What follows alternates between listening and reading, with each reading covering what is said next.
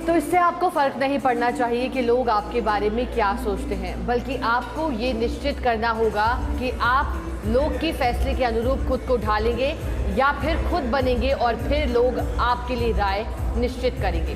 नमस्कार, very good morning Jaipur. आज Wednesday morning है। मैं हूं शिखा शर्मा आपके साथ और आ गए हैं हम मालवीय नगर स्थित क्वांटम जिम में हमारे इस खास बुलेटिन सेहत और खबर है में आपके लिए कुछ खास लेकर के।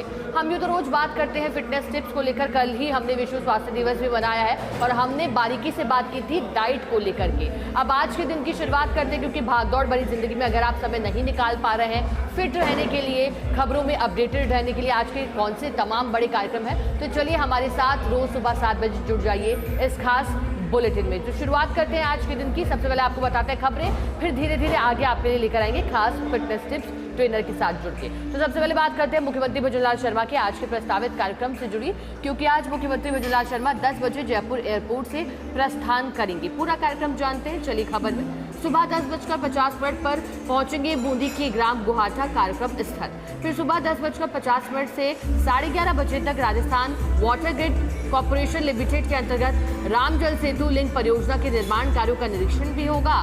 प्रदर्शन का भी अवलोकन करेंगे मुख्यमंत्री। इसके बाद 11:30 बजे की बात करें तो गुहाटा कार्यक्रम से प्रस्थान कर 12:25 पर करौली के नांगल शेरपुर हेलीपैड पहुंचेंगे।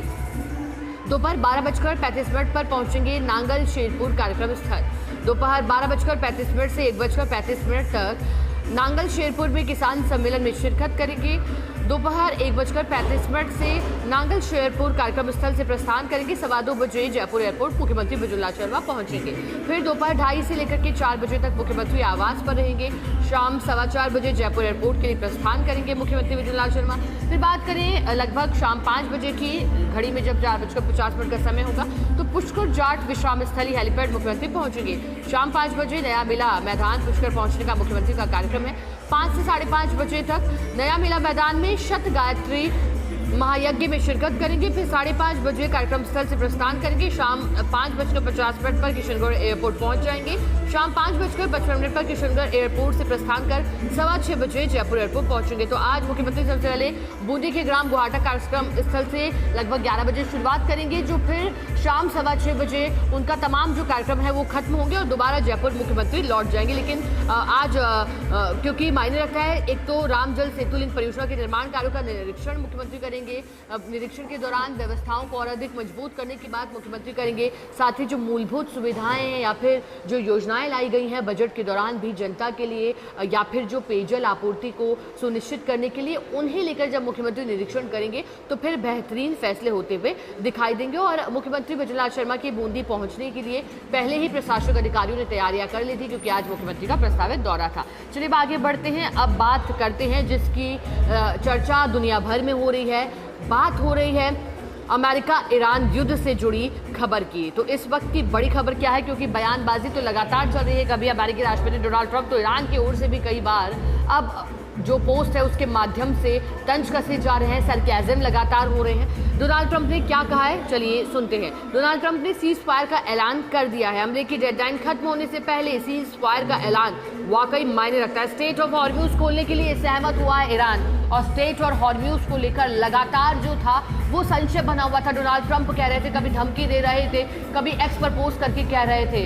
अब तो उन्होंने इतना ही नहीं, ईरान के लिए बास्टर्ड जैसे शब्दों का इस्तेमाल भी करा। हम भी यहाँ बता रहे हैं कि अमेरिकी राष्ट्रपति ने क्या कहा था, और उन्होंने कहा था कि स्ट्रेट और हॉर्म्यूज को तुरंत खोल दिया जाए, क्योंकि अब जो लगातार देश थे, डोनाल्ड ट्रंप का कहना था, अन्य जो देश थे, हालांकि भारत और अन्य देशों को लेकर के, कुछ एक को लेकर भारत हो, इराक हो, पहले ही ईरान ने स्टेट ऑफ हॉर्म्यूज को खोल दिया था और भारत लगातार जो है जहाज पहुंचे भी थे, शिवालिका पहुंचा था और ऐसे अन्य जहाज भी। लेकिन अब अमेरिका को लेकर और अन्य देशों को लेकर जो कि मिडिल ईस्ट के हैं, उन्हें लेकर के जो रोका गया था, स्टेट ऑफ हॉर्म्यूज बार को बंद किया था या फिर हमलों का खतरा था, तो डोनाल्ड ट्रंप लगातार कह रहे थे अब हम किसी की पैरवी नहीं करेंगे, आप इसे खोल दीजिए। और उन्होंने कहा था कि जो समझौता मिला है शांति का, वो जो शर्तें ईरान रख रहा है वो हम सहमत नहीं। डेडलाइन उन्होंने दी थी और कल कहा था उन्होंने कि डेडलाइन को हम नहीं बनाएंगे, लेकिन अब सीज फायर का ऐलान मायने रखता है, क्योंकि ईरानी लगभग 1 महीने से ज़्यादा का समय इसे बीत गया था।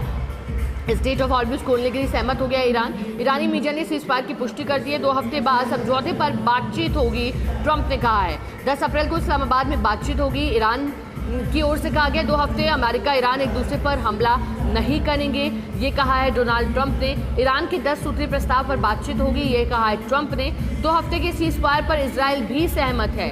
सीज फायर के ऐलान के बाद कच्चे तेल के दामों में गिरावट, क्योंकि फरवरी माह के अंतिम दिनों में 28 फरवरी को जब ईरान, इजराइल और अमेरिका जंगी हालात हुए थे, उसके बाद दुनिया भर में चर्चाओं में आ गया था, चाहे गैस की बात हो या फिर कच्चे तेल की बात हो, इनकी कीमतों को लेकर के लगातार जो कच्चा क्रूड ऑयल था उसकी कीमतें अंतर्राष्ट्रीय बाजार में बढ़ी। हालांकि भारत में जो कीमतें थी उस पर ज़्यादा असर नहीं, क्योंकि भारत में साफ कहा था कि पैनिक होने की ज़रूरत नहीं। प्रधानमंत्री नरेंद्र मोदी ने भी कई बार खुद ने संसद में भी कहा था, और जब प्रधानमंत्री पहुंचे थे चुनावी दौरों पर तब भी प्रधानमंत्री नरेंद्र मोदी ने कहा था। लेकिन अब दुनिया भर की जो नजरें थी, ऐसे में साफ हो गया कि अमेरिका ईरान युद्ध से जुड़ी खबर ये कह रही है कि डोनाल्ड ट्रंप ने सीज फायर का ऐलान कर दिया। इतना ही नहीं, अब बातचीत होगी जब दोनों ही देश आमने सामने होंगे। इतना ही नहीं, इजराइल भी सहमत दिखाई दे रहा है। 2 हफ्ते बाद समझौते पर बातचीत होगी। तो चलिए, ये तो थी आज के दिन की खबरें। अब हम सीधा बात करते हैं फर्स्ट इंडिया समूह के द्वारा प्रकाशित अखबार, फर्स्ट इंडिया इंग्लिश न्यूज़पेपर और हिंदी अखबार की खबरों की। सबसे पहले बताते हैं आपको कि सुप्रीम कोर्ट की ओर से क्या कहा गया है, जो कि first India daily English paper की अखबार में प्रकाशित खबर है। A woman cannot be treated as untouchable for 3 days in a month or then cease to be considered untouchable on the 4th day. Supreme Court Judge B.V. Nagarjuna remarked on Tuesday during hearing of cases including Sabrimala issue. तो सबरीमाला मामले पर बड़ी बात कही है supreme court की जज B.V. Nagarjuna ने। उन्होंने क्या कहा, चलिए उन्होंने बताया। उन्होंने कहा कि ऐसा नहीं है कि एक महिला मासिक धर्म के दौरान 3 दिन तक अनटचेबल जो है उसके साथ भेदभाव किसी भी रूप में किया जाता है, और फिर जैसे ही 14 दिन होता है तो महिला भेदभाव की श्रेणी से निकलकर मानी जाती है, छुआछूत से अलग उसे कर दिया जाता है। 3 दिनों तक छुआछूत किया जाता है, फिर 4थे दिन सब कुछ ठीक हो जाता है। तो ऐसा नहीं हो सकता, इसे गलत ठहराया गया है। Justice Nagarathna made this comment when Solicitor General of India Tushar Mehta criticized the observation in the 2018 Sabrimala judgment that the exclusion of women in age group of 10 to 50 years from the temple was a form of untouchability violation Article 17 of Constitution। तो उन्होंने भारतीय संविधान के अनुच्छेद 17 का उल्लंघन माना था, जो 2018 में मामले में अनटचेबिलिटी की बात कही गई थी और उसे कहीं ना कहीं जगह दी गई थी, तो उसे ठीक नहीं माना गया था। अब जब फिर से इस मामले पर सुनवाई हुई, जब तुषार मेहता की ओर से इस ऑब्जर्वेशन को क्रिटिसाइज किया था, तो फिर से इस मामले पर सुनवाई हुई, और जो 10 से 50 साल तक की उम्र की महिलाओं के लिए जो पाबंदी की बात थी, मासिक धर्म के दौरान 3 दिनों तक जब उन्हें छुआछूत की श्रेणी में लाकर खड़ा कर दिया जाता था, तो उसे गलत ठहराया गया है। कल लंबी सुनवाई सुप्रीम कोर्ट में चली थी और फिर ये सुप्रीम कोर्ट की ओर से जजमेंट सामने आया। चलिए आगे बढ़ते हैं, अगली खबर की बात करते हैं। First India daily English paper की अगली खबर क्या कहती है, सीधा आपके लिए। तो देखिए, आपको बता दें कि ANTF बस ₹60 lakh interstate drug network in 4 operation, 9 arrested. In a coordinated crackdown, the Anti-Narcotics Task Force, along with Uttar Pradesh Police and the Central Bureau of Narcotics, seized drugs worth ₹60 lakh and arrested 9 accused in 4 operations। तो Anti-Narcotics Task Force, जिसका short form ANTF है, अलग अलग अभियान में, अलग अलग operation में, जो कि एंटी नारकोटिक्स टास्क फोर्स की ओर से कार्रवाई की गई, जो कि इंटरस्टेट ड्रग नेटवर्क का अंतर्राज्यीय ड्रग नेटवर्क का खुलासा किया था। 4 अभियानों के माध्यम से 9 लोग गिरफ्तार किए गए, और अब ऐसे में माना जा रहा है कि जो तस्करी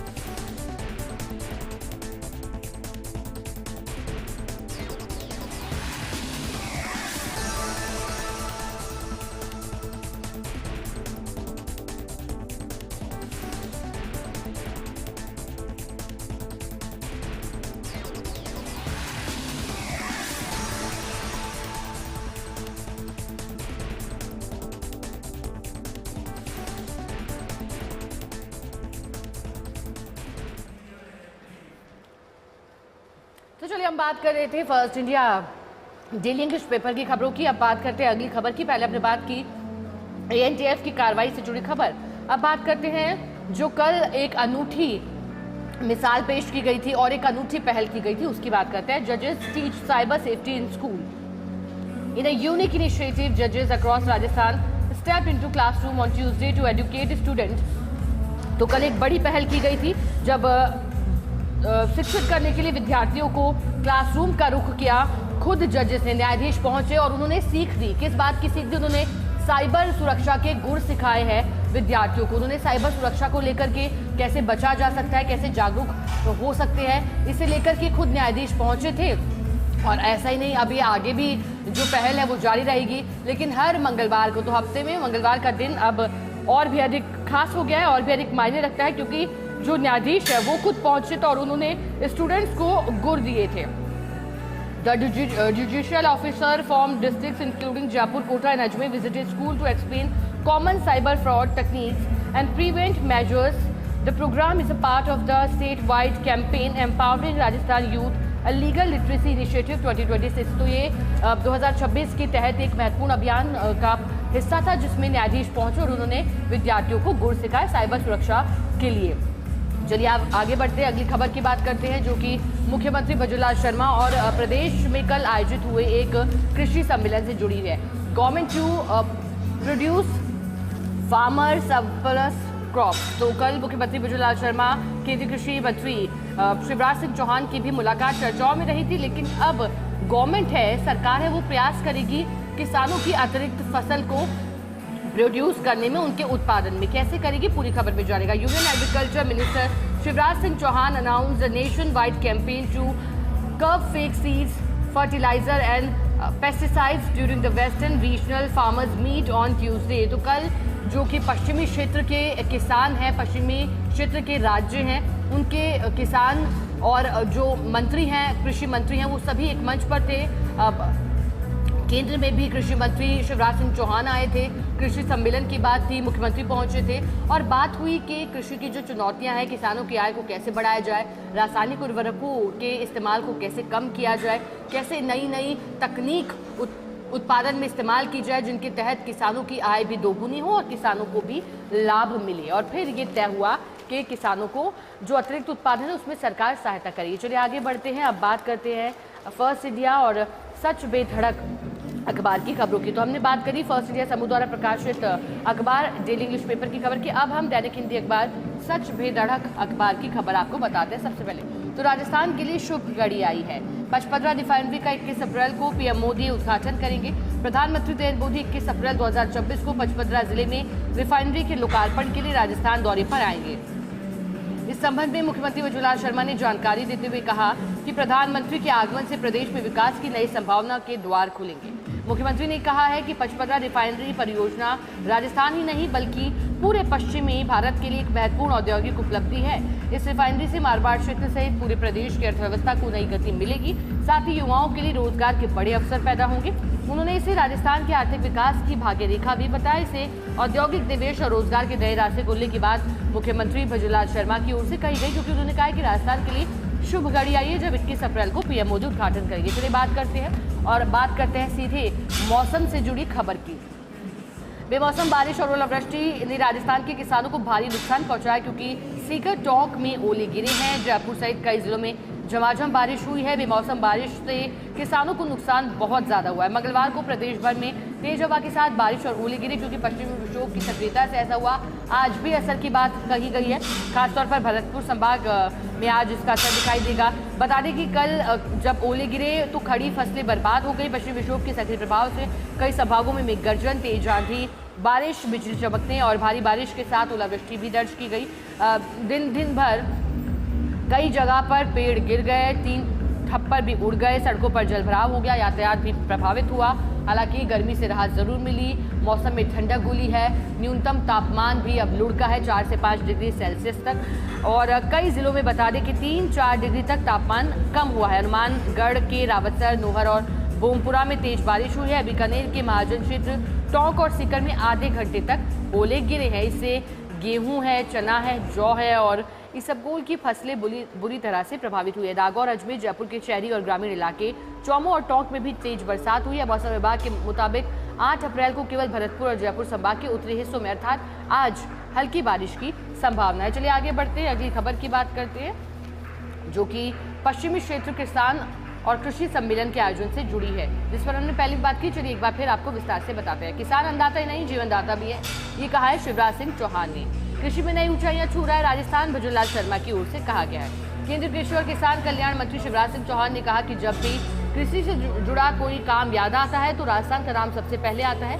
मंगलवार को जयपुर में पश्चिमी क्षेत्रीय कृषि सम्मेलन के उद्घाटन सत्र को संबोधित करते हुए चौहान ने कहा कि किसान केवल अन्नदाता नहीं बल्कि जीवनदाता है। उन्होंने बताया कि देश को अलग अलग जलवायु, मिट्टी और फसलों को ध्यान में रखते हुए 5 जोनों में बांटा गया है। राजस्थान से शुरू करके पूरे देश में 5 कृषि सम्मेलन आयोजित किए जाएंगे। उन्होंने चिंता जताई कि देश में गेहूं और चावल के भंडारे भर गए हैं, लेकिन जो दलहन है और तिलहन है उसमें अभी भी कमी नहीं आई है। साथ ही उन्होंने कहा है कि जो आयात है वो हमें करना पड़ रहा था, इसलिए दलहन और तिलहन में आत्मनिर्भरता हासिल करना जरूरी है। वहीं मुख्यमंत्री भजनलाल शर्मा ने कहा है कि भाजपा की डबल इंजन की सरकार किसानों को आत्मनिर्भर बनाने के लक्ष्य के साथ कार्य कर रही है। राजस्थान आज कृषि में नित नई ऊंचाइयां छू रहा है। कार्यक्रम में कृषि राज्य मंत्री भागीरथ चौधरी, राजस्थान के कृषि मंत्री गिरिलाल मीणा, मध्य प्रदेश, गुजरात, महाराष्ट्र और गोवा के कृषि मंत्रियों की भी उपस्थिति रही है। चलिए आगे बढ़ते हैं, अगली खबर की बात करते हैं, जो कि सबरीमाला केस पर एक अहम टिप्पणी से जुड़ी है। सबरीमाला केस में जस्टिस नागरत्ना की अहम टिप्पणी, महिला को महीने के 3 दिन तक अछूत मानना गलत है। केरल के सबरीमाला मंदिर समेत अन्य धार्मिक स्थलों पर महिलाओं के प्रवेश से जुड़े मुद्दे पर मंगलवार को सुप्रीम कोर्ट की 9 जजों की बेंच ने सुनवाई शुरू कर दी। इस दौरान जस्टिस बीवी नागरत्ना ने अहम टिप्पणी की। अहम टिप्पणी करते हुए किसी महिला को महीने के 3 दिनों तक अछूत मानना और चौथे दिन उसे सामान्य मान लेना तर्कसंगत नहीं है। पीठ 2018 के सबरीमाला फैसले की समीक्षा वाली याचिकाओं पर सुनवाई कर रही थी, जिसमें 10 से 50 वर्ष तक की महिलाओं पर प्रवेश प्रतिबंध हटाया गया था। सरकार की ओर से पेश हुए सॉलिसिटर जनरल तुषार मेहता ने 2018 के फैसले में अछूत शब्द के इस्तेमाल पर आपत्ति जताई और कहा कि इस आयु वर्ग पर प्रतिबंध को अनुच्छेद 17 के तहत अस्पृश्यता नहीं कहा जा सकता। पूर्व में जस्टिस दीवार चंद्रचूड़ ने इस प्रतिबंध को पितृसत्तात्मक सोच बताया था, जो महिलाओं की गरिमा के खिलाफ था। मेहता ने कहा कि वे मासिक धर्म के मुद्दे पर कोई टिप्पणी नहीं कर रहे हैं। तो सबरीमाला केस में जस्टिस नागरत्ना की अहम टिप्पणी अब चर्चाओं में आने के बाद अब एक और बार चर्चा का विषय बन गई है। चलिए, ये तो थी फर्स्ट इंडिया समूह के द्वारा प्रकाशित अखबार की खबरें की, आज के दिन के तमाम कार्यक्रम से जुड़ी खबरें की। खाना मेरी राइट है, पिज्ज़ा खाना मेरी डाइट है। ऐसा नहीं, अगर आपको फिट रहना है तो आपको पिज्ज़ा भी भूलना होगा और जिम से दोस्ती आपको करनी होगी। ब्रेक के बाद एक बार फिर से आप सभी का स्वागत करती हूँ। ब्रेक से पहले हमने बात की थी आज के दिन की तमाम खबरों की, लेकिन अब हम बिना समय गवाए इस खास बुलेटिन में बात करेंगे फिटनेस को लेकर के, फिटनेस टिप्स की। हमारे साथ मौजूद है आज, क्योंकि हम क्वांटम जिम में हमारे साथ मौजूद है फिटनेस ट्रेनर है अक्षत सिंह नरूका। अक्षत जी, एक बार फिर से स्वागत है आपका फर्स्ट इंडिया के साथ जुड़ने के लिए। अब कल हमने बात करी थी डाइट प्लान को लेकर के, हमने ये भी बात करी थी क्या सही है क्या गलत, तो आज हम उसी प्लान को आगे बढ़ाते हैं। आपसे जानना चाहेंगे जब हम डाइट की बात करते हैं तो what is right and what is wrong. What is right what is wrong, ठीक है, मैं आपको कैलोरी वाइज समझाता हूँ। ठीक है, अगर हम एक 1400 कैलोरीज पे एक स्टॉप करते हैं, 1400 कैलोरीज में अगर आप वेज नॉन वेज दोनों इंक्लूड करेंगे, उसमें एक प्लेट आप राइस भी ले सकते हो, चपाती भी ले सकते हो, चिकन भी ले सकते हो, चना भी ले सकते हो, मूंग भी ले सकते हो, राजमा भी ले सकते हो, पनीर भी ले सकते हो। ठीक है, और कम से कम 7 या 8 प्लेट आएगी, उसमें आपकी 1400 कैलोरीज आएगी। ठीक है, उसके अंदर आपके सारे वेजिटेबल्स भी आ जाएंगे, सारे कार्बोहाइड्रेट और सारे प्रोटीन सोर्स। ठीक है, और वहीं अगर मैं 1400 कैलोरीज की बात करूँ तो 2 पिज़्ज़ा के स्लाइस, ठीक है, सिर्फ 2 पिज़्ज़ा के स्लाइस आपको 1400 कैलोरीज प्रोवाइड करवाते हैं। अब हेल्दी और अनहेल्दी दोनों आपके ऊपर है, आपको खाना क्या है। ठीक है, डिपेंड करता है कि आप किस टाइप का बॉडी शेप चाहते हो, जैसा खाओगे वैसा बन जाओगे। जिम आना है लेकिन पिज़्ज़ा भी खाना है, जिम आना है लेकिन ड्रिंक भी करनी है, जिम आना है लेकिन स्मोक भी करना है, जिम आना है लेकिन डाइट नहीं लेनी, तो जैसा खाओगे वैसा बनोगे। सिंपल। और जो डोले शोले का ट्रेंड है, अब क्या वो भी फिटनेस का पार्ट है या फिर हम लीन रह करके भी फिट रह सकते हैं? देखो, फिट रहना और मस्कुलर रहना, मसल बॉडी बनाना, फिटनेस एक बहुत बड़ी यूँ कहें कि एक अर्थ है फिटनेस। उसके अंदर बहुत सारी कंट्रीज हैं, उसके अलग अलग गोल्स हैं। आप रनिंग ले लो, आप अपने स्ट्रेंथ ट्रेनिंग ले लो, HIIT ले लो, कार्डियो ले लो, एंड्योरेंस ले लो, बहुत सारे पार्ट होते हैं। आपको जो पार्ट पसंद है, जो चीज़ आपको पसंद है, आप उसमें भी फिट रह सकते हो। कई लोगों को रनिंग पसंद है तो फिट रहता है, कई लोगों को स्ट्रेंथ ट्रेनिंग पसंद है तो वो उससे फिट रहता है। तो वो एक बहुत ही अलग अलग पार्ट हो जाता है, बहुत अलग अलग पार्ट में डिवाइड हो जाता है। तो मस्कुलर होना आपकी चॉइस है, आपको मस्कुलर दिखना है, आपको बॉडी शेप में रखना है, आपको कपड़े पहनने के बाद एक अलग ही कॉन्फिडेंस होना चाहिए। मतलब लाइक अगर आप टी शर्ट पहन रहे हो, पेट से ज़्यादा आपकी चेस्ट आगे आनी चाहिए, ठीक है। तो वो एक सबका अपना अपना गोल होता है। अच्छा, अब फिट रहने के लिए हर कोई अपने तरीके के प्रयास करता है। अब जो अफोर्ड कर सकते हैं, नौकरी पेशा वाले हैं, उनकी बात अलग, लेकिन जो स्टूडेंट्स हैं जो चाहते हैं कि कम पैसे में ज़्यादा रिजल्ट मिले और कम खर्चे में फिट रहना चाहते हैं, उनके लिए भी आप कुछ प्लान बता दीजिए। आज वेंसडे भी है, अच्छा दिन भी है। ठीक है, देखो कम खर्चे का बात है, सबकी पॉकेट देखो प्रोटीन लेने के लिए अलाउ नहीं करती, क्योंकि बहुत महंगे प्रोटीन आते हैं 6000 7000। और मैं तो कहूँगा कि सबसे पहले आप नेचुरल डाइट पे शिफ्ट हो। नहीं हो पा रही है नेचुरल डाइट, किसी रीज़न से आपका प्रोटीन इंटेक नहीं पूरा हो पा रहा है, तब जाके आप कोई अच्छे क्वालिटी वाले प्रोटीन सप्लीमेंट्स पे जाओ। बिना सोचे समझे आप मत जाओ डायरेक्ट। कई लोग होता है जो जिम ज्वाइन करते हैं प्रोटीन लेना स्टार्ट कर देते हैं। पहले आप नेचुरल डाइट से कंप्लीट करो, नहीं हो पा रहा है नेचुरल डाइट तो उस पर जाओ। अब आते हैं, देखो नॉर्मल से 3 से 4000 या 5000 के अंदर आपकी मंथली आपकी हाई प्रोटीन डाइट हो सकती है ईजिली। इसके अंदर आपके सारे वेजिटेरियन सोर्स भी और नॉन वेजिटेरियन सोर्स भी आराम से आ जाते हैं। अगर आप नॉर्मली अगर आप 60 kg का लड़का है लड़की है तो आपको सब बोलते हैं कि बॉडी वेट का डबल खाना चाहिए प्रोटीन, ऐसा कुछ भी नहीं है। आप स्टार्टिंग करो पहले बॉडी पर केजी मतलब 1 kg 1 ग्राम से आप स्टार्ट करो। 60 kg के अगर आप हो तो 60 ग्राम से स्टार्ट करो आप प्रोटीन। उसके बाद धीरे धीरे बढ़ाओ 60 70 80 90 100। डायरेक्ट अगर आप 100 140 ले जाओगे तो कॉन्स्टिपेशन हो जाएगा। और 5000 में बहुत ही आराम से आप बॉडी बना सकते हो, नॉर्मल फिट रह सकते हो, पेट अंदर कर सकते हो और अच्छी खासी मसल आप गेन कर सकते हो। ये एक बजट फ्रेंडली डाइट होगी। अब बजट फ्रेंडली डाइट में आपको मैं बता सकता हूँ कि आप वेजिटेरियन सोर्स में बात करूँ तो सोया चंक्स है, बहुत इजीली मिल जाते हैं, बहुत सस्ते भी आते हैं, ठीक है। राजमा है, चिकपीस है, ठीक है। इसके अलावा पनीर है, पनीर अगर आप नहीं लेना चाह रहे तो टोफू है, ठीक है। और इसके अलावा अगर मैं बात करूँ तो वेजिटेरियन सोर्स में सबसे बेस्ट मेरे हिसाब से तो सोया चंक्स है, ठीक है। और स्प्राउट्स है, मूंग हो गया, काले चने हो गए, स्प्राउट्स आप भिगो के डेली खाइए।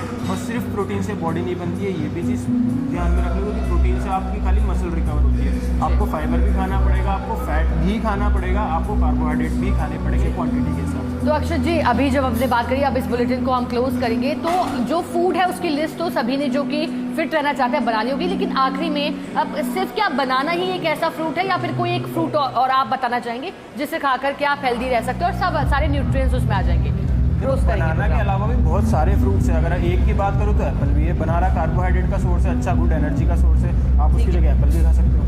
ओके, तो वापस से वही थ्योरी आ गई, and Apple a day keeps doctor away. तो जैसा कि अक्षत दरूका जो फिटनेस ट्रेनर है उन्होंने बताया, पूरी डाइट उन्होंने समझा और उन्होंने ये भी बताया कि कम खर्चा कर बिना पैसा बर्बाद किए हम कैसे फिट रह सकते हैं। ना सिर्फ प्रोटीन शेक्स बल्कि हमारे घर में और हमारे खुद की किचन में भी कुछ ऐसे खाद्य पदार्थ हैं जिनका इस्तेमाल करके, खाने की सामग्री है जिससे रह करके हम फिट रह सकते हैं। तो चलिए आज के लिए हमारी इस खास बुलेटिन में इतना ही। कल फिर मिलेंगे आपसे और फिर आपके लिए एक बेहतरीन फिटनेस टिप्स लेकर आएंगे। आज के लिए बस इतना ही। नमस्कार, धन्यवाद, अपना ख्याल रखिए।